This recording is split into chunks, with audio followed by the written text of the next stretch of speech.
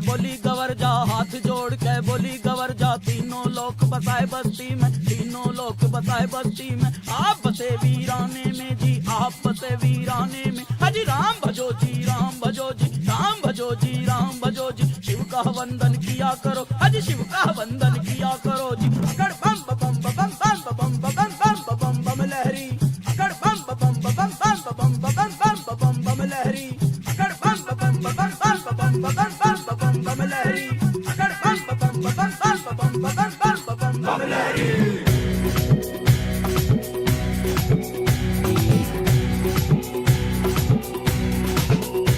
मेरी एक सुनो अंतर्यामी, मेरी एक सुनो भोले स्वामी। मैं तो दासी जन्म जन्म की, मैं तो दासी जन्म जन्म की। बाली उम्र से भक्ति करती, बाली उम्र से भक्ति करती। तुम्हें छोड़ के कहीं न जाऊं, तुम्हें छोड़ के कहीं न जाऊं। अकड़ बम बम बम बम बम बम बम लहरी, अकड़ बम बम बम बम बम लहरी, अकड़ बम बम बम लहरी, अकड़ बम बम लहरी।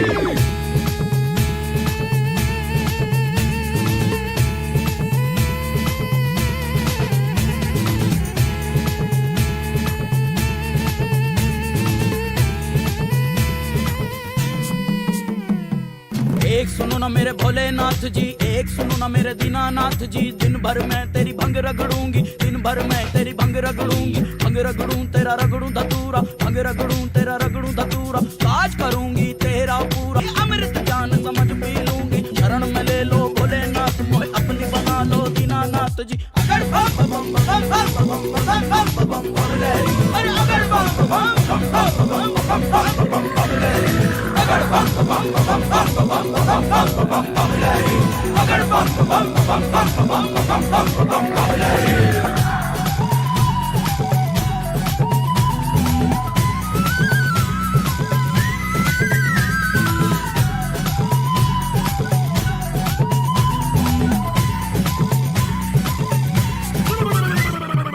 एक सुनो जी पार्वती मेरी, एक सुनो गोरा रानी। इस जंगल में तू क्या पावेगी, कंजरी बन बन मर जावेगी। हाथी चिंगाड़े शेर दहाड़, हाथी चिंगाड़े शेर दहाड़। कसम रमाऊं धुनी रमाऊं, तांडव कर कर डमरू बजाऊं। गुफा बीच मेरा है डेरारी, अभी समझ जाए गोरारी। भूत की माला गले पड़ी, मेरे खक्कड़ माला गले पड़ी। तू तो देख hello hello hello hello hello hello hello.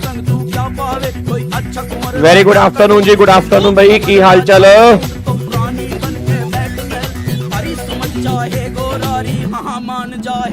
Good afternoon, good afternoon, very good afternoon. क्या हाल चाल है? बढ़िया हो सारे? मस्त मौज बाहर?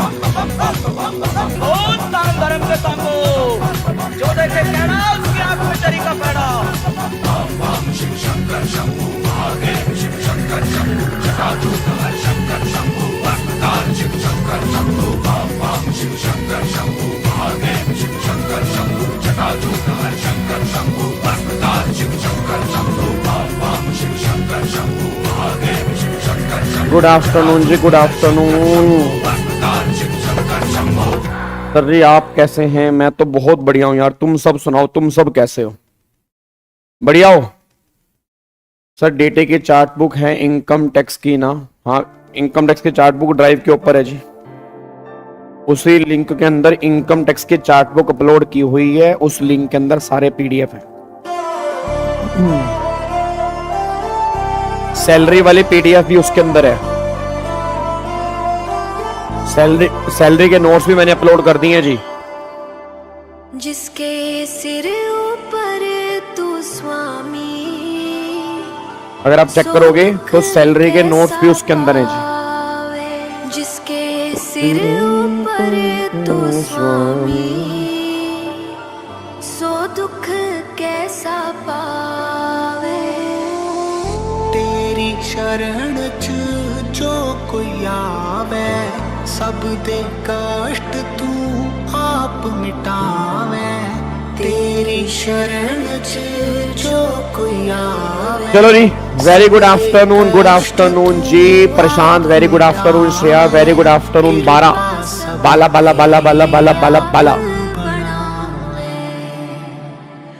सदा सुखी वसियो पराणी सतदा नाम जुगावे जिसके सिर ऊपर तू स्वामी सो दुख कैसा पावे जिसके सिर ऊपर तू स्वामी सो दुख कैसा पावे वाहे गुरु वाहे गुरु वाहे गुरु। चलो जी सारे बच्चे फटाफट से बताओ कि मेरी ऑडियो वीडियो सही आ रही है जी? क्या आपको मेरी ऑडियो वीडियो सही आ रही है? सारे बच्चे फटाफट से बताते हैं जी। राज सर जी सॉन्ग का नाम क्या है? सॉन्ग का नाम क्या है? जिसके सिर ऊपर तू स्वामी सो दुख कैसा पावे, ये सॉन्ग का नाम है। हाँ बिल्कुल आप त्रिशूल बैस देख सकते हो, बट आपको साथ में अमेंडमेंट क्लास देखनी पड़ेगी जी। चलो अब एक बार सारे के सारे बच्चे फटाफट से यहाँ पे आ जाओ जी। अब हम अपनी जीएसटी की रिवीजन स्टार्ट कर चुके हैं और जीएसटी की एक रिवीजन क्लास हमारी कंप्लीट हो चुकी है। आज हमारी जीएसटी की सेकंड रिवीजन क्लास है। अच्छा कल वाली क्लास में हमने चैप्टर नंबर 1 जीएसटी का बहुत बढ़िया तरीके से हमने रिवाइज कर लिया था और आज वाली क्लास में हम चैप्टर नंबर 2 रिवाइज करने जा रहे हैं। ठीक है ना, आज वाली क्लास में हम चैप्टर नंबर 2 की रिवीजन करने जा रहे हैं और चैप्टर नंबर 2 जो हमारा है वो कौन सा जी? चैप्टर नंबर 2 हमारा सप्लाई के चैप्टर का जी। सर प्रैक्टिस मैनुअल के बाद एसएम अलग से करने की नीड है? नहीं, प्रैक्टिस मैनुअल में सारे क्वेश्चंस है जी। अगर आप प्रैक्टिस मैनुअल कर लेते हैं उसमें कंप्लीट हर तरह के क्वेश्चन जो है वो आपको देखने को मिल जाएंगे जी। चलो सर कल भी होगी ये वाली क्लास, कल का कंफर्म नहीं है, मतलब कल हो भी सकती है नहीं भी हो सकती। कल मैं एक बार तुम्हें कंफर्म कर दूंगा, चांसेस थोड़े से कम है। बाकी अगर मेरा कोई अर्जेंट कोई काम ना हुआ तो फिर तो मैं ले ही लूंगा, मैं छुट्टी करके खुश नहीं होता जी। सप्लाई तो रेगुलर बैच में कर लिया तो अच्छी बात, अब यहाँ पे रिवीजन कर लो। अगर आपने सप्लाई रेगुलर बैच में कर लिया तो यहाँ पे रिवीजन कर लो, अच्छी बात है, दोबारा से रिवीजन हो जाएगी आपकी। आ जाओ सारे बच्चे फटाफट से रिवाइज करते हैं जी। चलो इधर देखो ध्यान से। अब अगर मैं चैप्टर नंबर 2 की बात करता हूं तो चैप्टर नंबर 2 हमारा सप्लाई अंडर जीएसटी का निकल के आ रहा है। अब याद करो, आपको मैंने कल वाली क्लास में कहा था कि जीएसटी में ना टोटल मिला के आपके 13 चेक पॉइंट निकल के आते हैं। अब जीएसटी में टोटल मिला के आपके 13 चेक पॉइंट आते हैं तो सबसे पहला चेक पॉइंट ये निकल के आता है कि कोई भी एलिमेंट जो है वो गुड्स और सर्विस की डेफिनेशन में कवर है या नहीं है। एक तो हमें ये चेक करना है, अगर वो गुड्स और सर्विस की डेफिनेशन में कवर है तो फिर हमें चेक करना है कि क्या वो सप्लाई वाली डेफिनेशन में कवर है या नहीं है, क्योंकि अगर वो सप्लाई वाली डेफिनेशन में कवर नहीं है तो जीएसटी लगेगा। अगर वो सप्लाई वाली डेफिनेशन में कवर है, सॉरी अगर वो सप्लाई वाली डेफिनेशन में कवर नहीं है तो जीएसटी नहीं लगेगा। अगर वो सप्लाई वाली डेफिनेशन में कवर है तो जीएसटी की बातें वहां पे हो सकती हैं। अब सबसे पहला हमें दो बातें यहां पे देखनी है जी। एक तो पहला गुड्स और सर्विस की डेफिनेशन क्या है वो हमें रिवाइज करनी है। दूसरा फिर सप्लाई की डेफिनेशन में क्या क्या आएगा और क्या क्या नहीं आएगा उसको भी यहां पे हमें रिवाइज करना है, बस ये पर ध्यान दो।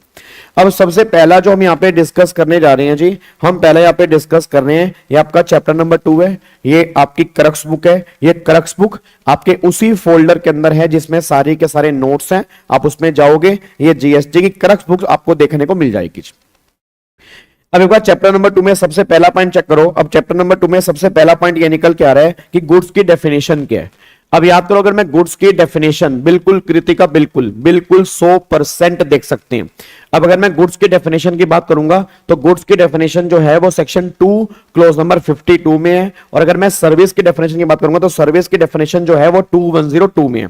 अब गुड्स की डेफिनेशन अगर मैं 252 की बात करूंगा तो 252 ये बात कहता है goods means every, hello goods means, sir chapter 1 का हाफ पार्ट आप बाद में बताने वाले थे, कौन सा हाफ पार्ट? वो तो इंट्रा और इंटर स्टेट सप्लाई की डेफिनेशन है ना, वो तो हम डिस्कस कर लेंगे आईटीसी के अंदर, इसमें डिस्कस हो जाएगा आपका, ठीक है ना। इंट्रा स्टेट सप्लाई और इंटर स्टेट सप्लाई की जो डेफिनेशन बैलेंस बची है ना उसको हम इसी चैप्टर में डिस्कस कर लेंगे, ठीक है। चलो अब एक बार सारे के सारे बच्चे फटाफट से आओ जी। अब इधर देखो ध्यान से। अब अगर मैं गुड्स और सर्विस की डेफिनेशन की बात करता हूं तो गुड्स की डेफिनेशन जो है वो 252 में है और सर्विस की डेफिनेशन जो है वो 2102 में है।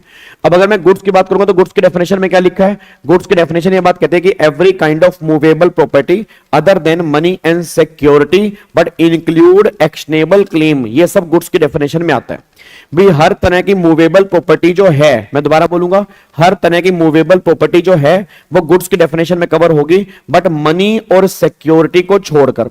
मतलब मनी जो है ना वो गुड्स है और सिक्योरिटी जो है वो गुड्स नहीं है, बट एक्शनेबल क्लेम जो है वो गुड्स वाली डेफिनेशन में कवर होते हैं।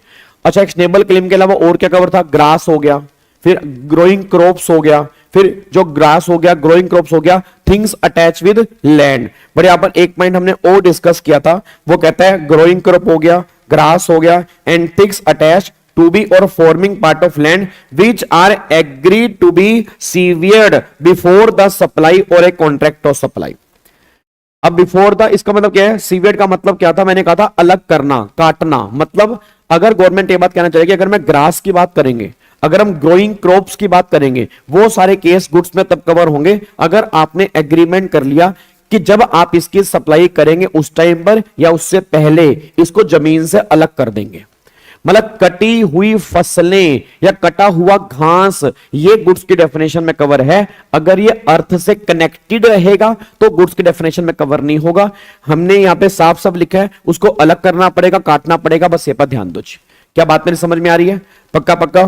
तो कंक्लूजन ये निकल कर है कि गुड्स की डेफिनेशन में हर तरह की मूवेबल प्रॉपर्टी आती है, चाहे मनी और सिक्योरिटी यहां पे कवर नहीं होती। Actionable claim, growing crop, grass यहां पे कवर होते हैं। अच्छा, एक बात मेरे को बताओ, आपको मैंने रेगुलर बैच के अंदर बताया था कि अगर मैं मूवेबल की बात करता हूं तो मूवेबल का मतलब क्या होता है? मूवेबल का मतलब होता है मूव एज सच, और दूसरी कंडीशन है मार्केटेबल। मतलब मूवेबल का मतलब ये नहीं है कि एक जगह से लेके दूसरी जगह पर जो मूव हो सकते हैं मूवेबल, नहीं, एक जगह से लेके अगर दूसरी जगह पर एज सच अगर मूव हो सकते हैं, मतलब जैसे हैं अगर वैसे के वैसे मूव हो सकते हैं, तो गवर्नमेंट कहती है वो मूवेबल वाली कैटेगरी में कवर होगा। और मार्केटेबल का मतलब क्या है? अगर वो सामान मार्केट में सेल हो सकता है, चाहे सिंगल बायर ही क्यों ना हो, वो मार्केटेबल वाली कैटेगरी में आ जाएगा। तो ये हमारी गुड्स की डेफिनेशन निकल के आती है। फिर सेकंड डेफिनेशन, अच्छा एक बात बताओ, अब यहां पे मनी और सिक्योरिटी को इन्होंने बाहर कर दिया। अब सारे बच्चे बोलना मनी का मतलब क्या होता है जी? मनी का मतलब को मैंने पहले भी कहा था, मनी का मतलब होता है इंडियन लीगल टेंडर। मतलब जो इंडियन करेंसी है, जो फॉरेन करेंसी है, जो प्रोमिसरी नोट्स हैं, जो बिल ऑफ एक्सचेंज हैं, जो चेक है, जो ड्राफ्ट है, ये सब कुछ मनी में कवर होगा। फिर मनी में क्या नहीं आएगा? ऐसी करेंसी जिसकी न्यूमिस्मेटिक वैल्यू है वो मनी में कवर नहीं होगी। अब न्यूमिस्मेटिक वैल्यू का मतलब होता है ऐसी करेंसी जिसकी फेस वैल्यू जो होती है वो मार्केट वैल्यू के बराबर नहीं होती है। तो अगर फेस वैल्यू मार्केट वैल्यू के बराबर नहीं है तो उसको हम मनी में कवर नहीं करेंगे। मतलब जो ओल्ड कॉइन्स होते हैं, जो पुराने जमाने के सिक्के होते हैं, उसको मनी की डेफिनेशन में कवर नहीं किया जाएगा, बस ये पर ध्यान दो। फिर सिक्योरिटी की बात करूंगा तो सिक्योरिटी में आपके शेयर्स हो गया, डिवेंचर्स हो गया, बॉन्ड्स हो गया, म्यूचुअल फंड की यूनिट्स हो गया, ये सब के सब आपके सिक्योरिटी की डेफिनेशन में कवर हो जाएंगे। फिर अगर बात करूंगा एक्शनेबल क्लेम, तो एक्शनेबल क्लेम का मतलब होता है, एक्शनेबल क्लेम का मतलब ऐसे क्लेम जो अनसिक्योर्ड होते हैं, जिनके अगेंस्ट में आप एक्शन ले सकते हैं, वो सभी के सभी एक्शनेबल क्लेम वाली कैटेगरी में कवर होंगे। For example insurance policy actionable claim होते हैं। फिर betting, gambling, lottery, casino, horse race, ये सब के सब एक्शनेबल क्लेम होते हैं। तो ये सारे के सारे एक्शनेबल क्लेम वाली कैटेगरी में आते हैं, बस ये पर ध्यान दो। तो कंक्लूजन का निकल के आ रहा है, हर तरह की मूवेबल प्रॉपर्टी गुड्स में हमें कवर करनी है। मनी और सिक्योरिटी को हमें गुड्स में कवर नहीं करना। एक्शनेबल क्लेम को हमें गुड्स में कवर करना है। ग्रोइंग क्रॉप को, ग्रास को हमें गुड्स में कवर करना है। बट कब कवर करना है? अगर सप्लाई के टाइम या उससे पहले इसको आप अलग कर दोगे, फिर वो सप्लाई की गुड्स की डेफिनेशन में कवर हो जाएंगे। अब अगला पॉइंट निकल के आ रहा है, सर सर्विस की डेफिनेशन में क्या आएगा? क्योंकि सर्विस की डेफिनेशन में जो आएगा उस पर भी जीएसटी लग सकता है। तो सेक्शन 2102 जो है वो सर्विस की डेफिनेशन क्या है, और सर्विस की डेफिनेशन में क्या लिखा है? वो कह रहा है service means anything other than goods, money and security. लो जी, वो कह रहा है सर्विस का मतलब क्या है? सर्विस मींस एनीथिंग, मतलब सर्विस का मतलब कुछ भी, किसको छोड़कर? मनी, सिक्योरिटी और गुड्स को छोड़कर। अच्छा, इन्होंने गुड्स को बाहर क्यों निकाल दिया? ऑब्वियस सी बात है, वो गुड्स में कवर है। भाई जो गुड्स यहां से बाहर हो गए वो गुड्स के डेफिनेशन में कवर हैं, तो गुड्स पे जीएसटी लगेगा ना। मनी और सिक्योरिटी ना गुड्स है ना सर्विस है, इन पे कोई भी जीएसटी एप्लीकेबल नहीं होगा। तो ऑलवेज ये बात ध्यान देना कि मनी जो है वो गुड्स की डेफिनेशन से भी बाहर है और सर्विस से भी बाहर है, और सिक्योरिटी जो है वो भी गुड्स से बाहर है और सर्विस से बाहर है। इन दोनों केस में कोई भी जीएसटी की बातें नहीं होंगी। बट मुझे नहीं पता मेरी क्लास में कितने बच्चे इंटेलिजेंट बैठे हैं।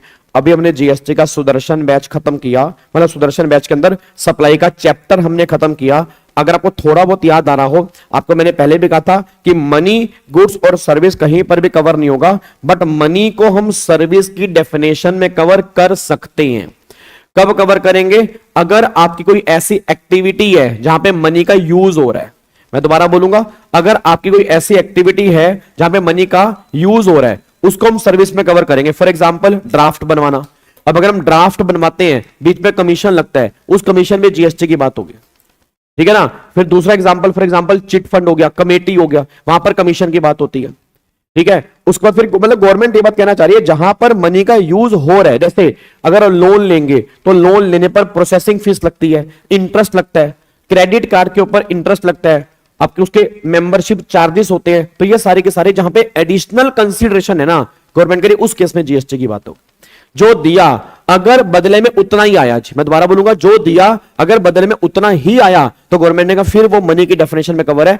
एडिशनल कुछ आया, सेपरेट कुछ आया, वो मनी में कवर नहीं होगा, उसको सर्विस में कवर करेंगे, उस पर जीएसटी की बातें होंगी। तो देखो वही बात यहां पे लिखी है कि भैया जहां पे सेपरेट कंसीडरेशन जो चार्ज होगा वो सर्विस की डेफिनेशन में कवर हो जाएगा, बस ये पर ध्यान दो, ठीक है जी। उसके बाद देखो फिर यहाँ पे जी, अब यहाँ पे गवर्नमेंट की डेफिनेशन बेकार की डेफिनेशन है, इसको आप इग्नोर कर सकते हो। गवर्नमेंट का मतलब सेंट्रल गवर्नमेंट, लोकल अथॉरिटी मतलब पंचायत, म्युनिसिपैलिटी, जिला पार्षद, फिर सप्लायर जो सप्लाई करेगा, पर्सन वही जो तुमने इनकम टैक्स में डेफिनेशन पढ़ी, ऑलमोस्ट पर्सन की डेफिनेशन वही है। टैक्सेबल सप्लाई का मतलब जिसपे जीएसटी एक्ट लगेगा। टैक्सेबल सप्लाई का मतलब क्या होता है? जिसपे जीएसटी एक्ट लगेगा। फिर टैक्सेबल टेरिटरी का मतलब क्या होता है? जिस टेरिटरी पे जीएसटी एक्ट लगेगा। फॉर एग्जांपल इंडिया, ठीक है ना, इंडिया से बाहर मान लो बाहर वाली कंट्री है, उनको हम इंडिया में नॉन टैक्सेबल टेरिटरी का नाम देते हैं, मतलब जहां पे जीएसटी एप्लीकेबल नहीं होगा। अब यहां से फाइनली हमारी सप्लाई की जर्नी स्टार्ट हो जाती है। सर टीडीएस पे जीएसटी लगता है? नहीं जी, टीडीएस को हटाने के बाद बैलेंस वैल्यू जो आती है उस पर जीएसटी लगता है। अब मेरे को सारे के सारे बच्चे बोलो, अब यहां से हमारा सप्लाई का चैप्टर स्टार्ट हो रहा है। अब जिन बच्चों ने सुदर्शन बैच अभी देखा है या जिन बच्चों ने सुदर्शन बैच नहीं देखा, मेरे को सारे के सारे बच्चे बोलते हैं सप्लाई से रिलेटेड प्रोविजन जो है वो कितनी जगह पर है? 5 जगह पर है। दोबारा बोलो, सप्लाई से रिलेटेड प्रोविजन जो है वो कितनी जगह पर है? 5 जगह पर है। पहला कौन कौन सा हो गया? Section 7, section 8, schedule 1, schedule 2, schedule 3। दोबारा बोलो, section 7, section 8, schedule 1, schedule 2, schedule 3। Section 7 की हेडिंग क्या है? Scope of supply. 8 में क्या लिखा है? कॉम्पोजिट सप्लाई और मिक्स सप्लाई। शेड्यूल 1 में क्या लिखा है? जितने भी तुम्हारे फ्री वाले काम होंगे वो सारे के सारे शेड्यूल 1 में आएंगे। फिर जो काम सप्लाई बन चुके हैं वो गुड्स की सप्लाई बनेंगे या सर्विस की सप्लाई बनेंगे, वो सारे के सारे काम शेड्यूल 2 में आएंगे। और ऐसे काम जो ना तो गुड्स की सप्लाई बनेंगे और ना ही सर्विस की सप्लाई बनेंगे, वो काम जो होंगे वो शेड्यूल 3 वाली कैटेगरी में आएंगे। ये तीनों शेड्यूल हमें यहां पे डिस्कस करने हैं। और त्वाडी हेलो भाई साहब, ओए हेलो, इधर ਤੁਹਾਡੀ ਜਾਣਕਾਰੀ ਲਈ ਬਤਾਦਾ ਕਿ ਭਾਈ ਸਾਹਿਬ ਜਿਹੜਾ ਸ਼ੈਡਿਊਲ 1 ਹੈਗਾ, ਜਿਹੜਾ ਸ਼ੈਡਿਊਲ 2 ਹੈਗਾ, ਜਿਹੜਾ ਸ਼ੈਡਿਊਲ 3 हैगा, वो सब सेक्शन 7 के अंदर है। और सेक्शन 7 में से इन तीनों शेड्यूलों को निकालना पड़ता है। ये तीनों शेड्यूल जो है ना वो सेक्शन 7 के अंदर आते हैं, बस ये पर ध्यान दो। बिल्कुल जी, बिल्कुल सेक्शन का नाम याद रखना बहुत जरूरी है, खास तौर पे इस चैप्टर के अंदर बिना सेक्शन का नाम याद किए आप इसका आंसर नहीं दे सकते। क्या बात मेरी समझ में आ रही है? पक्का? चलो अब सबसे पहले देखो यहां पे, अब अगर मैं सेक्शन 7 की बात करूंगा तो सेक्शन 7 में आपके 3 सब सेक्शन आते हैं। एक तो 7(1), 7(2), 7(3). अब 7(3) हमारे किसी काम का नहीं है, वो टू बी नोटिफाइड है, वो भी नोटिफाइड होना है। 7(1) हमारे काम का है, 7(2) हमारे काम का है। फिर 7(1) में 7(1)A है, एक तो 7(1) है और एक 7(1) कैपिटल A है। मैं दोबारा बोलूंगा, 7(1) में एक तो 7(1) है और एक 7(1) कैपिटल A है। फिर 7(1) में क्या है? 7(1) small a, 7(1) double A, 7(1) B, 7(1) C, ये सारी बातें 7(1) में निकल के आती हैं जी। तो देखो यहां पे जी, 7(1) A, 7(1) double A, 7(1) B, 7(1) C, फिर एक 7(1) कैपिटल A है, फिर यहाँ पे 7-2 है, 7-3 नोटिफाइड नहीं है, तो 7-3 हमारे किसी भी काम का नहीं है। तो इस चैप्टर में बताओ हमें क्या क्या करना है। अब बोल दो, बोलते क्यों नहीं है, बोलते क्यों नहीं, जल्दी बताओ इस चैप्टर में क्या क्या करना है। इस चैप्टर में एक तो करना हैगा सेक्शन 7, जिसमें 7-1 करना है, 7-1 कैपिटल ए करना है। अब 7-1 में क्या आएगा, 7-1 ए आएगा, 7-1 डबल ए आएगा, 7-1 बी आएगा और 7-1 सी आएगा। एक जमाने में 7-1 डी होता था, उसकी आत्मा जो है वो 7-1 कैपिटल ए में जा चुकी है जी।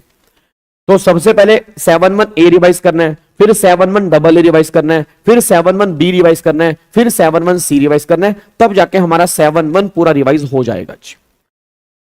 अब पहले यह समझो कि 7-1 क्या बताता है, बताओ सारे बच्चे बताना। 7-1 जो है वो 7-1 तुम्हें क्या बताएगा, 7-1 बताता है डिटर्मिनेशन ऑफ सप्लाई। मैं दोबारा बोलूंगा, 7-1 बताता है डिटर्मिनेशन ऑफ सप्लाई, कि सप्लाई में क्या आएगा, वो सारी बातें 7-1 में है। फिर जो काम सप्लाई बना वो किसकी सप्लाई बनेगा, वो 7-1 कैपिटल ए में है। दोबारा बोलो सारे बच्चे, सारे के सारे बच्चे दोबारा बोलो, क्या सप्लाई में आएगा, ये कौन बताएगा, सेक्शन 7-1। जो सप्लाई में आएगा किसकी सप्लाई बनेगा, ये कौन बताएगा, 7-1 कैपिटल ए। तो सप्लाई में आना इस 7-1 और किसकी सप्लाई बनेगा, वो 7-1 कैपिटल ए। आप मेरे को बता सकते हो डिटर्मिनेशन और क्लासिफिकेशन, ये दोनों वर्ड कहां परफेक्ट यूज होंगे, बताओगे जी, जल्दी बताओ, ये दोनों वर्ड परफेक्ट हम कहां पे यूज होंगे, सारे बच्चे फटाफट से बोल दो, ये परफेक्ट कहां पे यूज होंगे, डिटर्मिनेशन और क्लासिफिकेशन। बताओ 7-1 के लिए बेस्ट वर्ड क्या है, जल्दी बोलो, 7-1 के लिए बेस्ट वर्ड क्या है, जल्दी बोलो, 7-1 के लिए, 7-1 के लिए बेस्ट वर्ड क्या है, 7-1 के लिए बेस्ट वर्ड है डिटर्मिनेशन, और 7-1 ए के लिए बेस्ट वर्ड क्या है, क्लासिफिकेशन। क्योंकि 7-1 कैपिटल ए जो है वो क्लासिफिकेशन का है और 7-1 जो है वो डिटर्मिनेशन का है, बस ये पर ध्यान दो। अब डिटर्मिनेशन करने के लिए एक तो हमें 7-1 ए के पास जाना पड़ेगा, एक हमें 7-1 डबल ए के पास जाना पड़ेगा, एक 7-1 बी के पास जाना पड़ेगा और एक 7-1 सी के पास जाना पड़ेगा। ये सारी बातें डिटर्मिनेशन की हैं। जब मैं डिटरमाइन हो जाऊंगा कि सप्लाई बन गया, तब 7-1 कैपिटल ए पिक्चर में आएगा बताने के लिए कि जो तेरा काम 7-1 में सप्लाई बना वो किसकी सप्लाई बना। तो क्लासिफिकेशन जो है वो 7-1 कैपिटल ए में है, डिटर्मिनेशन जो है वो 7-1 में है, बस ये पर ध्यान दो। इसको लॉक कर दे। चलो अब एक बार यहां पे आओ जी। अब सबसे पहले जो आज हम पढ़ने जा रहे हैं वो हम पढ़ने जा रहे हैं 7-1 ए जी। अब ये 7-1 ए सबसे इंपॉर्टेंट पॉइंट है, 7-1 ए पढ़ना जी। सबसे सिंपल है। गलत लिख रहे हो नालायकों, गलत लिख रहे हो। 7-1 कैपिटल ए की बात कर रहा हूं, क्लासिफिकेशन। जो बच्चे ये बात कर रहे हैं ना 7-1 ए, नहीं, ये डिटर्मिनेशन का ही है। 7-1 कैपिटल ए जो है वो क्लासिफिकेशन का है, ठीक है ना। 7-1 डिटर्मिनेशन का है, 7-1 कैपिटल ए जो है वो क्लासिफिकेशन का है। अब सुनो, अब जो हम सबसे पहले डिस्कस कर रहे हैं वो हम डिस्कस कर रहे हैं 7-1 स्मॉल ए। ये क्या बोलता है? अब सारे बच्चे, बहुत सारे के सारे बच्चे यहां पे देखो, मेरी फोटो को नहीं देखना, मेरी फोटो को नहीं देखना, मैटर देखो, मैटर क्या लिखा हुआ है। मेरा पूरी क्लास का क्वेश्चन है, सारे बच्चे मुझे आंसर देना। 7-1 ए के पास जब मैं गया ना, जब मैं 7-1 ए के पास गया तो 7-1 ए ने मुझे बोला कि आपके सभी के सभी कामों को मैं सप्लाई बना दूंगा। 7-1 ए ने मुझे बोला कि आपके सभी के सभी कामों को मैं सप्लाई बना दूंगा, बस 2 कंडीशन सेटिस्फाइड होनी जरूरी है। गवर्नमेंट ने बोला आपके सभी के सभी कामों को मैं सप्लाई बना दूंगा अगर 2 कंडीशन सेटिस्फाइड हो जाती हैं। सबसे पहली काम, आपने जो भी काम किया हो उसके बदले में कंसीडरेशन हो, और जो आपने काम किया हो वो इन the course or furtherance of business में हो। मैं दोबारा बोलना चाहूंगा, एक बार दोबारा। सर जी लैग आ रहा है, बफर हो रही है। नहीं, देखो सही है, बल्ले बल्ले हो रही है, बल्ले बल्ले सही चल रही है ना, बस फिर ठीक है। हाँ जी, सारे बच्चे बोलो 7-1 क्या बोल रहा है? ऐसे बोलो, ऐसे सारे बच्चे ऐसे बोलो, ऐसे सभी के सभी काम, ऐसे करो तुम्हें याद हो जाएगा। ऐसे सभी के सभी काम, दोबारा बोलो, दोबारा बोलो, सभी के सभी काम, सभी के सभी काम सप्लाई बन जाएंगे। बस दो कंडीशन सेटिस्फाइड होनी जरूरी है। पहली बात विद कंसीडरेशन हो, और जो काम तुमने किया वो इन the course or furtherance of business में होना चाहिए। इट मीन सभी के सभी काम सप्लाई बन जाएंगे, बस दो कंडीशन है। एक तो जो तुमने काम किया हो उसके बदले में कंसीडरेशन हो, और जो तुमने काम किया वो इन the course or furtherance of business में हो। अगर ये दोनों कंडीशन सेटिस्फाइड हैं तो आपके सभी के सभी काम जो होंगे वो 7(1) में सप्लाई बन जाएंगे। अब बच्चा ये बात कहता है सर एक बात बताओ, अब यहां पे जो आपने वर्ड यूज किया कंसीडरेशन, इसका मतलब क्या है? तो कंसीडरेशन मतलब समथिंग इन रिटर्न। कंसीडरेशन मतलब समथिंग इन रिटर्न, चाहे मनी में हो, चाहे नॉन मनी में हो, चाहे डू समथिंग हो, चाहे नॉट टू डू समथिंग हो। तो गवर्नमेंट ने कहा कंसीडरेशन में सब कुछ कवर होगा, बट हां अगर कोई गवर्नमेंट सब्सिडी प्रोवाइड कर रही है वो कवर नहीं होगी। अगर तुम्हें कोई गवर्नमेंट सब्सिडी प्रोवाइड कर रही है वो कवर नहीं होगी, वो यहां से बाहर है, कंसीडरेशन से यहां से बाहर है। और दूसरा, कंसीडरेशन में दो फीचर्स हैं, मस्ट बी एग्जिस्ट और must be certain eight the time of provision of activity. मतलब अब जो मैं तुम्हें पढ़ा रहा हूं, देखो फ्री में क्लास चल रही है, ठीक है ना। आपको मैंने पहले भी कहा था ये एक्चुअल में फ्री में क्लास नहीं है। लोगों को लग रहा है, लोग हर ग्रुप में कहते हैं भाई गाबा सर की फ्री वाली क्लास तूने देखी है, गाबा सर की फ्री वाली क्लास तूने देखी है, गाबा सर की फ्री वाली क्लास तूने देखी है। भाई फ्री में कुछ नहीं है, बिलीव मी। कई बार मेरी वाइफ भी मुझे कहती है कि तुम इतना फ्री में कंटेंट देते हो तो मैं उसकी वर्थ खत्म हो जाती है, उस इंसान की ना वर्थ नहीं रहती, क्योंकि जो ज्यादा फ्री में रहता है ना उसकी वर्थ खत्म हो जाती है। और ये मैंने चीजें देखी भी हैं कि जब पहली क्लास में लाइव आना, फिर कम लाइव आना, फिर कम लाइव आना, फिर आराम फरमाना, फिर जब मन किया तब देखना, वर्थ जीरो हो गई।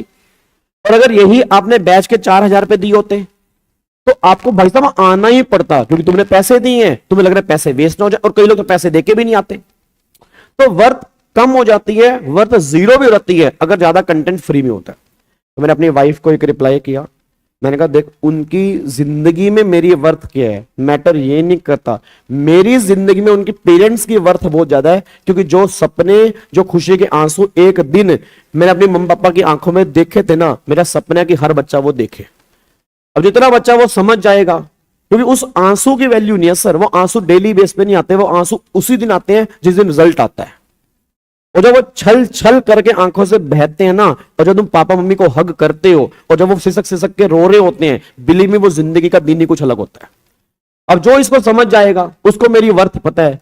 जिसको लगता है कि ये तो बेकार की बातें हैं, हर 6 महीने के बाद एग्जाम आते हैं तो फिर कोई दिक्कत वाली बात नहीं है। मैं अपना कर्म कर रहा हूं ना, मेरे फादर ने मुझे एक बात सिखाई है, कर्म ही पूजा है। मैं अपना बेस्ट कर्म कर रहा हूं, ऑनेस्ट कर्म कर रहा हूं, मेरा भगवान जानता है मैं अपना कर्म कर रहा हूं, बस बात खत्म होगी। अब सामने वाला वर्थ करे ना करे, देखे ना देखे, लाइव आए ना आए, बाद में देखे, रिकॉर्डेड देखे, उसको पता वो क्या कर रहा है। बात समझ रही ना। तो ये सिंपल सी बात ये निकल के आती है। तो कहना क्या चाह रहा हूं, कहना ये चाह रहा हूं कि अब मैं जो तुम्हारे सामने काम कर रहा हूं तो मुझे नहीं पता बदले में क्या मिलेगा सर, क्योंकि आपने सर हम लाइक करते हैं, सर हम कमेंट करते हैं ना।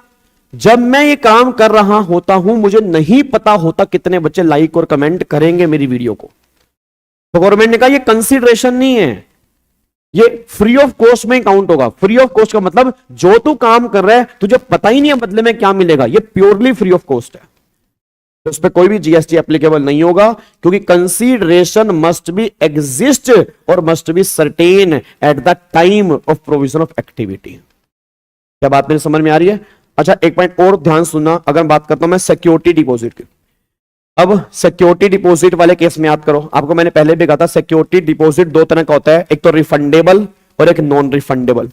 अब रिफंडेबल और नॉन रिफंडेबल का मतलब क्या होता है? ऐसा डिपॉजिट जो मैंने सामने वाले बंदे को वापस कर दिया।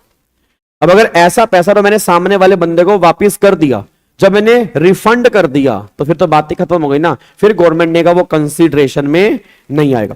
बट ऐसा पैसा, ऐसा डिपॉजिट जो रिफंड नहीं किया, जो एडजस्ट हो गया, उस सप्लाई से एडजस्ट हो गया, उस सर्विस से एडजस्ट हो गया, फिर गवर्नमेंट ने कहा वो कंसीडरेशन में आ जाएगा। बस ये पर ध्यान दो।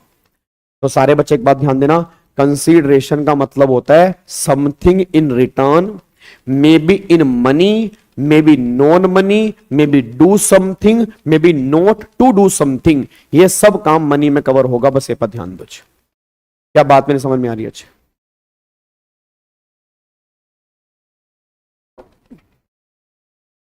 Thank you so much, thank you so much. ठीक है जी, डन। अच्छा, अब एक बात मेरे को बताओ, अब एक पॉइंट वैसे मैंने रेगुलर बैच के अंदर आपको बताया था, नोट टू डू समथिंग के अंदर भी कुछ समथिंग समथिंग होता है। बताओ ना, ओए सुनो, नोट टू डू समथिंग के अंदर भी कुछ समथिंग समथिंग होता है। कुछ तो होता है सर जी, कुछ होता है यहाँ ना, यहाँ पे ना सर कुछ होता है सर। जब जब पेपर की बात होती है ना, इधर कुछ होता है सर, इधर कुछ है सर, अंदर कुछ है। जब रिजल्ट की बात होती है ना, इधर कुछ होता है सर, ऐसे धड़कन बढ़ जाती है सर, कुछ तो है। ठीक है ना, समथिंग समथिंग समथिंग होता है ना, समथिंग समथिंग होता है। तो कुछ ना करना के अंदर भी अगर कुछ करना है तो गवर्नमेंट ने कहा वो भी कंसीडरेशन है। क्या बात मेरी समझ में आ रही है? कि मुझ पर एक एहसान करना, कि मुझ पर कभी कोई एहसान ना करना। मैं तुम्हारी बात कर रहा हूं जो मेरे बच्चे सामने बैठे हैं, कि मुझ पर एक एहसान करना, कि मुझ पर कभी कोई एहसान ना करना। तुम्हारा ना एहसान करना ही मेरे लिए बहुत कुछ करना है। तुम अगर मुझ पर एहसान नहीं करोगे, तुम्हारा ना एहसान करना ही मेरे लिए बहुत बड़ा कुछ है, तो समथिंग समथिंग तो है। तो गवर्नमेंट ने बोला वही, not to do something is also a something. क्या बात मेरी समझ में आ रही है? तो गवर्नमेंट यही बात कहना चाह रही है। देखो यहां पे क्या लिखा है, कंसीडरेशन में money, non money, do something, not to do something, but government की सब्सिडी यहां पे कवर नहीं होगी। Must be exist, must be certain, ये बात ध्यान दो, at the time of provision of activity. अच्छा, फिर फर्दरेंस ऑफ बिजनेस मतलब क्या है? कि अगर कोई काम बिजनेस से रिलेटेड है, अगर कोई बिजनेस एक्टिविटी है, तो गवर्नमेंट का फर्दरेंस ऑफ बिजनेस है, तो वो काम भी जो होगा यहां पे कवर हो जाएगा। बस ये पर ध्यान दो। क्या बात मेरी समझ में आ रही है? ठीक है, अब ये तो डेफिनेशन थी कंसीडरेशन की, यहां तक क्लियर है? क्या इसको लॉक कर दूं? जल्दी बोलो फटाफट से, क्या इसको लॉक कर सकता हूं जी? क्या इसको लॉक कर सकता हूं? चलो, अब यहां पे दो क्लैरिफिकेशन है। अभी आज हमने, अभी जो हमारा सुदर्शन बैच अभी चल रहा था, आज ही हमने इसमें से क्वेश्चन किया है। पहली क्लैरिफिकेशन है डोनेशन। पहली, सर कुछ कुछ होता है गाबा सर तुम नहीं समझोगे। बच्चा कह रहा है इधर कुछ कुछ होता है गाबा सर तुम नहीं समझोगे। गाबा सर तो सब समझते हैं। गाबा सर तुम्हारे इधर कुछ कुछ होता है ना, गाबा सर सब समझते हैं, तुम गाबा सर की भावनाओं को नहीं समझते। बात समझ में आ रही है? कुछ कुछ होता है। ठीक है, तो गवर्नमेंट ये बात कहना चाह रही है कि यहां पे दो पॉइंट हमने किए, डोनेशन। अब क्वेश्चन आया, क्या डोनेशन कंसीडरेशन है या नहीं है? भाई एक ट्रस्ट को डोनेशन दी, अब एक ट्रस्ट को डोनेशन देना, तो अगर मैंने ट्रस्ट को डोनेशन दी है, तो क्या वो डोनेशन कंसीडरेशन में कवर होगी या नहीं होगी? क्या उस पर जीएसटी लगेगा या नहीं लगेगा? ये मेन मुद्दे वाली बात है। ये मेन मुद्दे वाली बात है कि भैया कंसीडरेशन में डोनेशन आएगी नहीं आएगी। अब गवर्नमेंट ने कहा देखो जी, क्या होता है, जब तुम एक मंदिर को, गुरुद्वारे को, चैरिटेबल ट्रस्ट को डोनेशन देंदे हो ना, तो देंदे हो तो क्या होता है, दो केस होंदे ने।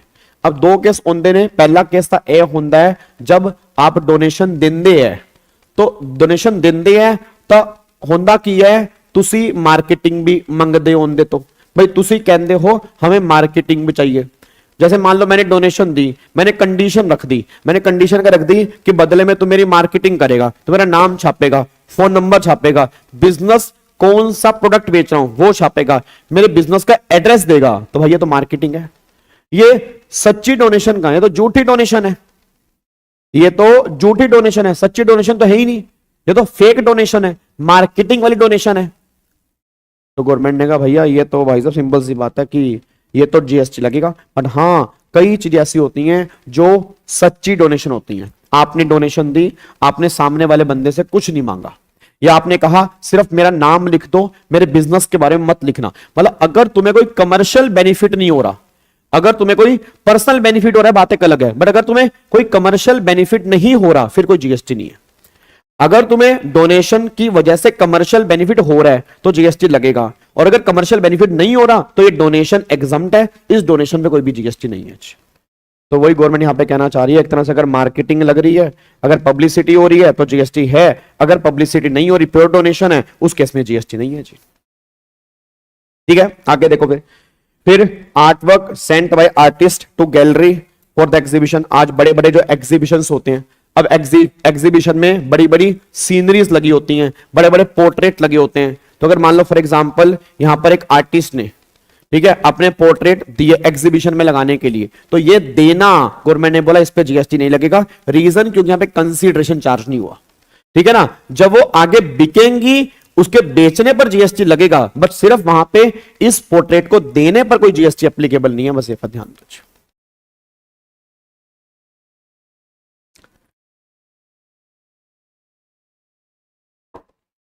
बिल्कुल जी, इस सीरीज के अंदर भी क्वेश्चन करेंगे। जैसे आज हमें सप्लाई का चैप्टर आज खत्म तो नहीं होगा, कल अगर क्लास होगी तो कल हम सप्लाई का चैप्टर ऑलमोस्ट पैक करेंगे और फिर सप्लाई से रिलेटेड जितने भी इंपॉर्टेंट क्वेश्चन है मैं सारे कराऊंगा। मतलब जो एडिशनल क्वेश्चन वाली क्लास है वो तो रात को हो ही रही है, इस क्लास के अंदर भी हम क्वेश्चन की कवरेज करके चलेंगे जी। कैश वाला डोनेशन कैसे पता लगेगा? वो तो पता लगेगा ही नहीं। कैश वाला डोनेशन तभी तो गवर्नमेंट डिडक्शन देती नहीं कैश वाले डोनेशन की। याद करो, इनकम टैक्स 2000 तक कैश अलाउड है, 2000 के बाद कैश अलाउड ही नहीं है, क्योंकि गवर्नमेंट ने कहा ही ना भाई जो आदमी डोनेशन देगा वो डिडक्शन भी तो क्लेम करेगा। तो कैश डोनेशन पर डिडक्शन ही नहीं है जी। जब डिडक्शन नहीं है तो तुम्हें नुकसान हो जाएगा जी। ठीक है, अब अगले पॉइंट पर आओ जी। अब अगला पॉइंट फिर यहाँ पे आ गया 71AA। अब ये 71AA तो बिल्कुल सिंपल है। अच्छा, किसी को याद है 71AA क्या था जी? सृष्टि बहुत है, इनफ है, बताओ किसी को याद है 71AA क्या था? 71AA था कि सेल्फ सप्लाई वाले काम को भी हम सप्लाई मानेंगे जी। 71AA था, रात को जो क्लास होती है वो 9 बजे होती है जी।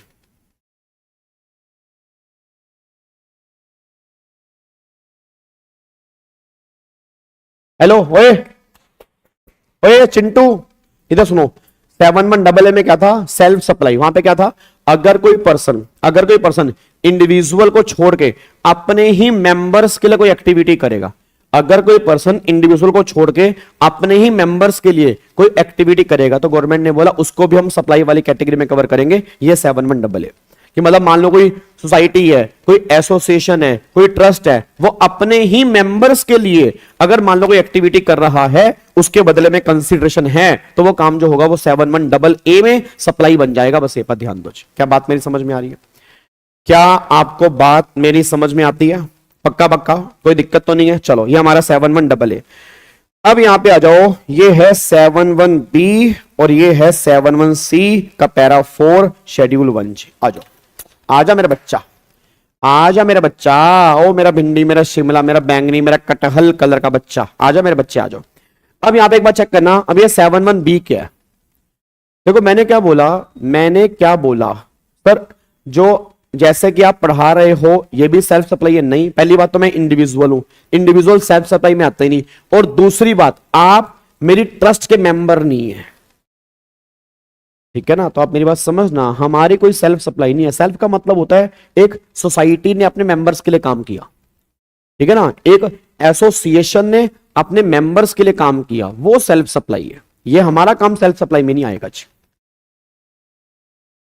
चलो अब सुनो ध्यान से। अब यहां पे देखो 71B में क्या आता है? 71B में काम आता है इंपोर्ट ऑफ सर्विस। अच्छा एक बात बताओ, क्या आज लोग सर्विस इंपोर्ट करते हैं? चल झूठ मत बोलना, सच्ची सच्ची बोलना। क्या आज लोग सर्विस इंपोर्ट करते हैं?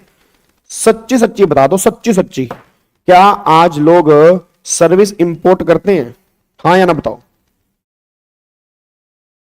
बोलो बोलो बोलो बोलो।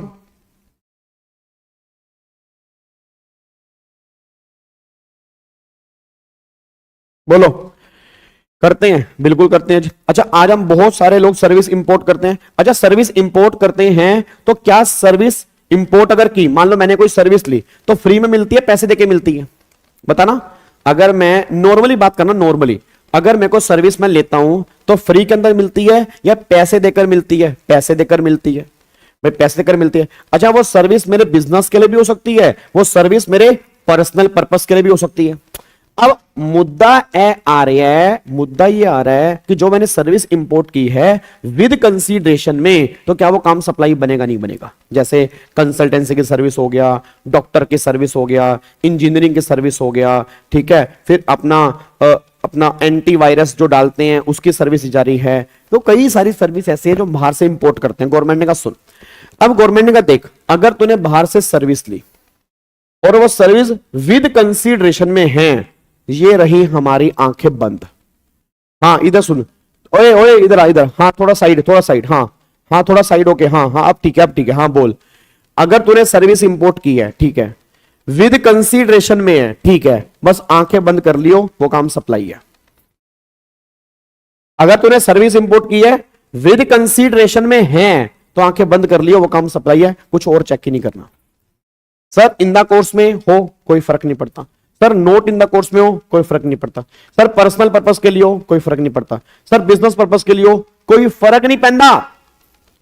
जब मैं कहने लग रहा हूं, जब मैंने एक बात कह दी कि जब कह दी ना कि बावली पूछ है कहता हूं, जब बार बार पूछने लग रहा कि भाई सप्लाई बनेगा नहीं बनेगा, जब एक बार मैंने कह दिया कि अगर कंसीडरेशन है ना तो कुछ और ना चेक करेंगे, हर केस में 7(1)(b) में सप्लाई बनेगा।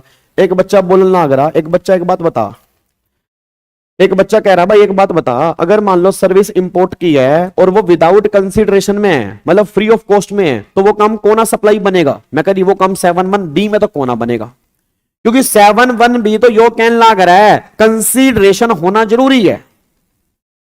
7(1)(b) यो कहने लग रहा है कि कंसीडरेशन होना जरूरी है।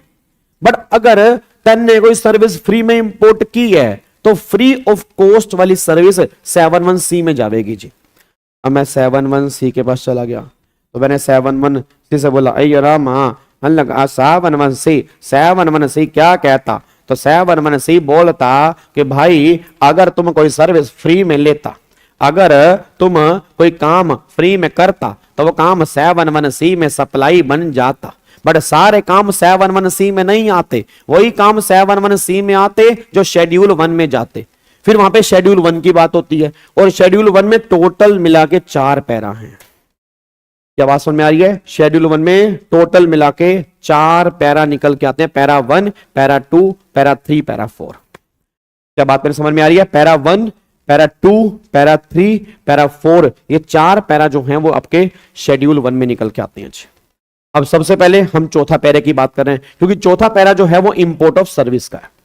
चौथा पैरा जो है वो इंपोर्ट ऑफ सर्विस का है। अब देखो यहां पे जी पैरा 4 में लिखा है कि अगर आपने सर्विस इंपोर्ट की, आपने सर्विस इंपोर्ट की, लेने वाला कोई भी हो, देने वाला या तो तुम्हारा रिलेटेड पर्सन हो या तुम्हारी ही कोई एस्टेब्लिशमेंट हो, और वो इन the course or furtherance of business में हो, तो वो काम जो होगा वो पैरा 4 में सप्लाई बन जाएगा। मतलब आपने सर्विस इंपोर्ट की है by any person from related person या from his other establishment outside India in the course or furtherance of business, वो काम 7(1)(c) के पैरा 4 में सप्लाई है। तो आप मेरे को बताओगे बी और सी के पैरा 4 में क्या डिफरेंस है? ये इंपोर्ट ऑफ सर्विस, ये इंपोर्ट ऑफ सर्विस, ये विद कंसीडरेशन, ये विदाउट कंसीडरेशन, ये by any person, by any person, from any person, from related person या other establishment outside India, whether or not in the course or furtherance of business, in the course or furtherance of business, ये हमारा काम para 4 में आएगा जी। क्या बात मेरी समझ में आ रही है? अब तो मैं एक पॉइंट के अंदर सारा काम खत्म कर रहा हूं। सारे बच्चे इधर देखना, सारे बच्चे इधर देखो, मैं आपसे कुछ क्वेश्चन पूछूंगा, आप मुझे आंसर दोगे। सारे बच्चे मुझे आंसर देंगे। हेलो भाई साहब, ओए इधर, मेरे को आंसर देना। अगर मैंने सर्विस इंपोर्ट की है, अगर मैंने सर्विस इंपोर्ट की है विद कंसीडरेशन में, तो क्या वो काम सप्लाई बनेगा? बस हाँ या ना बता दो, हाँ या ना बताओ। पीहू देख सकते हैं, आप भी देख सकते हो, बनेगा नहीं बनेगा जी? अगर मैंने कोई सर्विस इंपोर्ट की है विद कंसीडरेशन में, क्या वो काम सप्लाई बनेगा नहीं बनेगा? बिल्कुल बनेगा। अच्छा, अब वो काम सप्लाई बनेगा, बिल्कुल सप्लाई बनेगा। अब वो काम क्या बनेगा? सप्लाई बनेगा, और 100% सप्लाई बनेगा, कोई दिक्कत तो नहीं है। But but but but but but but but but government करी सुनो, वो काम सप्लाई बनेगा, बिल्कुल सप्लाई बनेगा, बट गवर्नमेंट कह रही अगर वो काम इन द कोर्स में है तो भी सप्लाई है, नोट इन द कोर्स में है तो भी सप्लाई है। बट एक बात कान खोल के, ऐसे दोनों कान खोल लो और दोनों कान खोल के सुन लेना, क्योंकि इसमें से क्वेश्चन बनेगा। अगर वो इन द कोर्स में है, सप्लाई भी है, इंटर स्टेट सप्लाई भी है, जीएसटी लगेगा और रिवर्स चार्ज में लगेगा। इसमें रिसीवर गवर्नमेंट को जीएसटी पे करेगा, सप्लायर पे नहीं करेगा।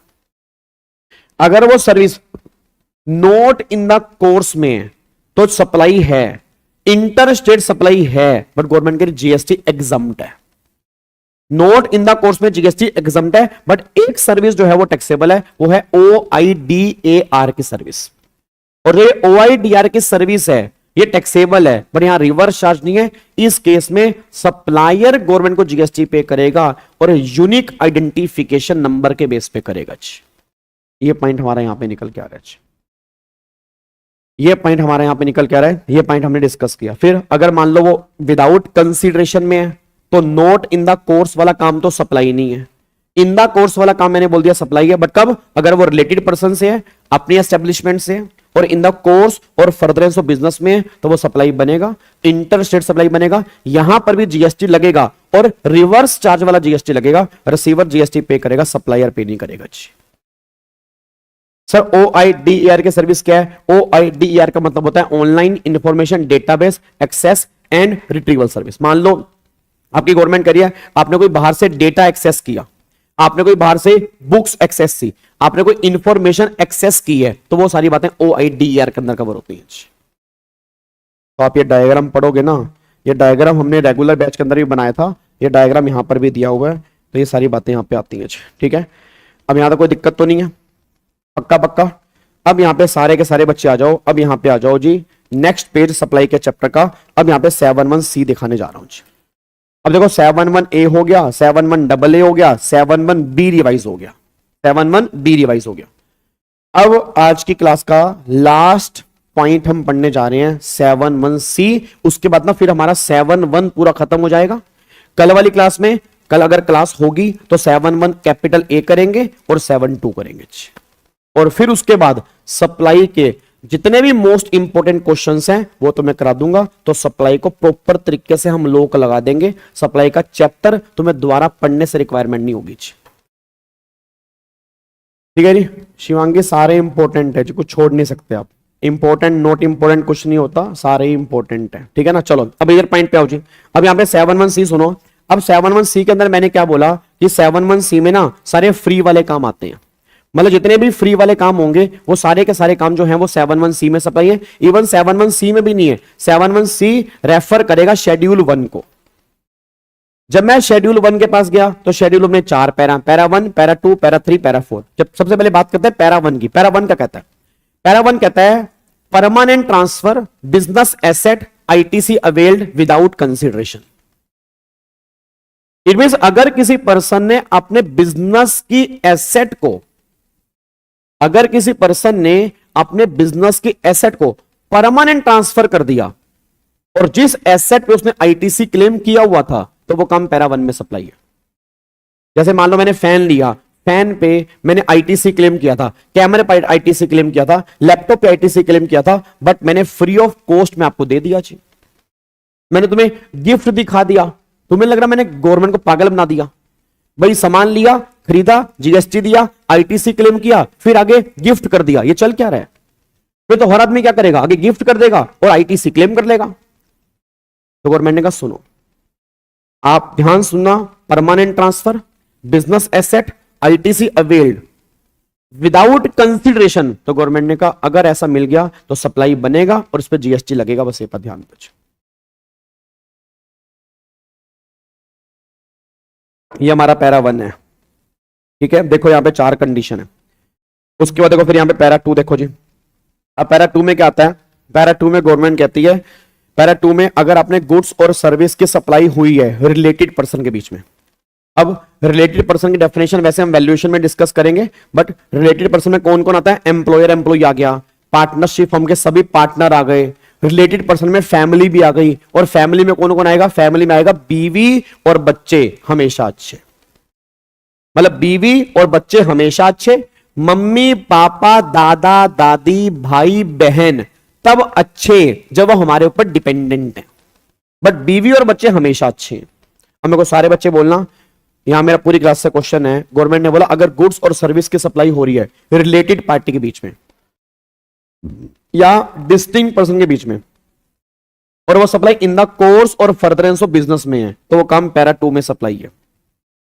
बट एम्प्लॉयर टू एम्प्लॉई वाले केस में 50,000 की लिमिट है, मतलब अगर एम्प्लॉयर एम्प्लॉई को सप्लाई करेगा 50,000 तक तो गवर्नमेंट ने कहा सप्लाई नहीं है। अगर वैल्यू 50,000 से ऊपर है तो फिर पूरी वैल्यू पर जीएसटी चार्ज होगा। यहां पर ये पॉइंट लिखा हुआ है। क्या बात मेरे समझ? अब बच्चा कहता है सर डिस्टिंक्ट पर्सन क्या होते हैं? डिस्टिंक्ट पर्सन का मतलब होता है अगर एक आदमी के 2 अलग अलग ऑफिस हैं, एक आदमी के, और दोनों के अलग अलग रजिस्ट्रेशन है, तो है ये एक आदमी के, बट इन दोनों को अलग अलग माना जाएगा। मतलब तुम्हारे सेम पैन कार्ड में अलग अलग स्टेट में ऑफिस है तो डिस्टिंक्ट पर्सन है ही है। अगर वो सेम स्टेट में है बट दोनों का रजिस्ट्रेशन अलग अलग है तो इन दोनों को भी अलग पर्सन माना जाएगा, उसको बोलते हैं डिस्टिंक्ट पर्सन। मतलब है एक बट मानेंगे 2 हैं ना 50,000 के ऊपर नहीं, पूरी वैल्यू पे लगेगा। अगर एम्प्लॉयर ने एम्प्लॉय को 60,000 पे गिफ्ट किया तो पूरे के पूरे 60,000 पे टैक्सेबिलिटी की बात होगी, बस ये पर ध्यान दो। ठीक है, ये पॉइंट हमारा पैरा 2 में आता है। फिर पैरा 3 आता है प्रिंसिपल टू एजेंट और एजेंट टू प्रिंसिपल। भाई अगर प्रिंसिपल ने एजेंट को सप्लाई किया है, एजेंट ने प्रिंसिपल को सप्लाई किया है, ये पैरा 3 है। बट सेलिंग एजेंट हो या बाइंग एजेंट हो सकता है। अब यहां पे एजेंट का मतलब क्या होता है? गवर्नमेंट कहती है एजेंट उसको मानेंगे जो अपने नाम से इनवॉइस काट सकता है, जिसका रजिस्ट्रेशन अलग होता है। मतलब ऐसा नहीं है उसके बिहाफ पे तुमने सामान बेचा, बिल तुम उसके नाम से ही काटोगे, तू एजेंट नहीं है, पैरा 3 यहां पे एप्लीकेबल नहीं होगा। उसके बिहाफ पे तुमने सामान बेचा, तुम अपने नाम से इनवॉइस काटोगे, अपने जीएसटी नंबर से इनवॉइस काटोगे, फिर यहां पर पैरा 3 की बात होगी। फिर प्रिंसिपल टू एजेंट वाला केस पैरा 3 में कवर हो जाएगा, कोई दिक्कत वाली बात नहीं है। तो गवर्नमेंट ने सिंपल सी बात बोली है कि भाई साहब ये बात ध्यान देना कि अगर एजेंट है, एजेंट को तभी मानना अगर वो अपने नाम से इनवॉइस काटेगा तो पैरा 3 लगेगा, अगर वो नहीं काटेगा तो फिर पैरा 3 यहां पे एप्लीकेबल नहीं होगा, बस ये बात ध्यान दो। कॉम्पोजिशन स्कीम वाला चैप्टर चल रहा है जी, सुदर्शन बैच में चल रहा है जी। ठीक है, और फिर पैरा 4 तो मैंने बता ही दिया, पैरा 4 आपका इंपोर्ट ऑफ सर्विस वाला है जो हमने ऊपर कनेक्ट किया है। तो अब जाके हमारा 7(1)(c) पूरा खत्म हो जाता है जी। तो मैं तुम्हें सिर्फ 5 मिनट में फटाफट से 7(1)(a), AA, B और C रिवाइज करवाने जा रहा हूं, तभी हमारा सारा काम खत्म हो जाएगा। सारे के सारे बच्चे सेल्फ भी कर सकते हो नितेश, वो तुम्हारे ऊपर डिपेंड करता है। चलो अब सारे बच्चे यहां पे देखो जी, 7(1)(a) सारे काम सप्लाई है, 7(1)(a) सारे काम सप्लाई है। 2 कंडीशन है, विद कंसिडरेशन और इन the course or furtherance of business में अगर होगा तो वो काम 7(1)(a) में सप्लाई बनेगा। 7(1)AA सेल्फ सप्लाई वाले काम भी सप्लाई है, मतलब इंडिविजुअल को छोड़ के अगर कोई पर्सन अपने मेंबर्स के लिए काम कर रहा है विद कंसीडरेशन में, ये काम भी 7(1)AA में सप्लाई। 7(1)B में import of service with consideration whether or not in the course or furtherance of business, ये 7(1)B में सप्लाई है। बट इन द कोर्स वाले केस में जीएसटी लगेगा, रिवर्स चाल में लगेगा। नोट इन द कोर्स वाले केस में जीएसटी नहीं लगेगा। बट एक पॉइंट वहां पे मैंने आपको बोला था कि जो OIDAR के सर्विस है उस पे लगेगा, और वहां फॉरवर्ड चार्ज में सप्लायर जीएसटी पे करेगा यूनिक आइडेंटिफिकेशन नंबर के बेस पे। फिर इससे हमने कनेक्ट किया 7(1)(c). 7(1)(c) का para 4 import of service by any person from related person या from distinct person in the course or furtherance of business, तो वो आपका वहां पे सॉरी मैंने क्या, import of service by any person from related person या from any of his other establishment outside India in the course or furtherance of business, ये काम पैरा 4 में सप्लाई बन जाएगा। फिर 7(1)(c) शेड्यूल बन के बाकी 3 para 1 permanent transfer business asset ITC availed without consideration, ये काम पैरा 1 में सप्लाई। पैरा 2 में क्या था? अगर गुड्स और सर्विस की सप्लाई हो रही है बिटवीन रिलेटेड पर्सन या between distinct person in the course or furtherance of business, ये काम पैरा 2 में सप्लाई है। और पैरा 3 के अंदर गवर्नमेंट कहती है अगर प्रिंसिपल एजेंट को या एजेंट अगर प्रिंसिपल को सप्लाई करेगा तो पैरा 3 लगेगा, बट वो एजेंट अपने नाम से इनवॉइस काटने की काबिलियत रखता हो, बस ये पर ध्यान दो।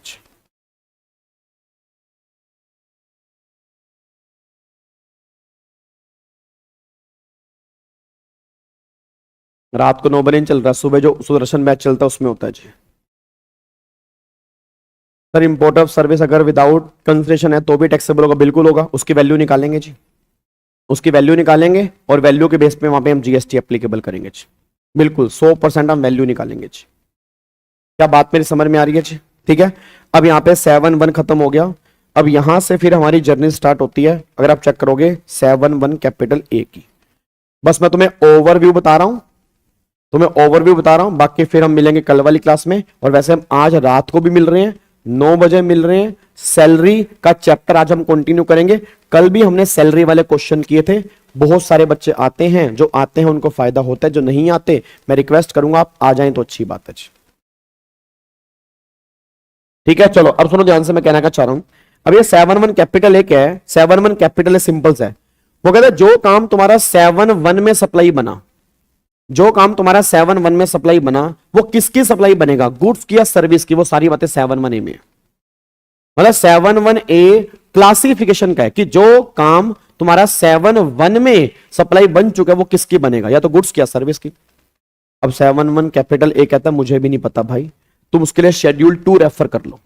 और जब मैं शेड्यूल 2 के पास जाता हूं, शेड्यूल 2 में टोटल मिला के 6 पैरा हैं और 6 पैरा में 17 एंट्री हैं जो हमें बताएंगी कि ये काम गुड्स की सप्लाई बनेगा या काम सर्विस की सप्लाई बनेगा।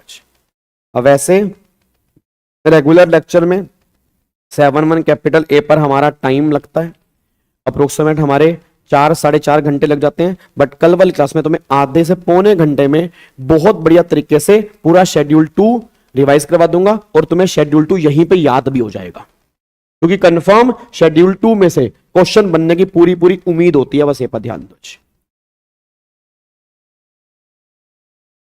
पर अगर एजेंट अपने नाम से अगर बिल नहीं काट रहा तो फिर वो सप्लाई बनेगा company to consumer, normal supply बनेगी, फिर तो वो कंपनी टू कंज्यूमर वाली सप्लाई बनेगी, फिर तो जी वो एक सप्लाई बनेगी बस। हाँ जी, क्लासिफिकेशन के लिए 7-1 कैपिटल ए है। ठीक है, चार्ट बुक की जो पीडीएफ है वो टेलीग्राम ग्रुप में ही है, पिन की हुई है, अगर आप देखोगे आपको मिल जाएगी, उस पर क्लिक करोगे सारे पीडीएफ हैं जी। ठीक है, चलो हम बाकी मिलेंगे कल वाली क्लास के अंदर। इसको हम कल पूरा चैप्टर हम यहाँ पे पैक कर देंगे, कल हम पूरा चैप्टर यहाँ पे पैक कर देंगे। Thank you so much, God bless you, जय। अच्छा, कल अगर जल्दी क्लास हुई ना तो मैं एक बार टेलीग्राम पे अपडेट कर दूंगा, क्या पता कल वाली क्लास में थोड़ी सी जल्दी ले लूं, 10 बजे भी ले सकता हूं। मतलब मैं 10 बजे भी ले सकता हूं, तो थोड़ा सा ना एक बार टेलीग्राम चेक कर लेना, नहीं तो मैं शेड्यूल तो कर ही दूंगा, जब मैं शेड्यूल करूंगा तो मैं पता लग जाएगा जी। और वैसे भी मैं फिर व्हाट्सएप ग्रुप में भी आपको बता दूंगा। ठीक है, bye bye, take care, God bless you, love you all, bye bye, take care.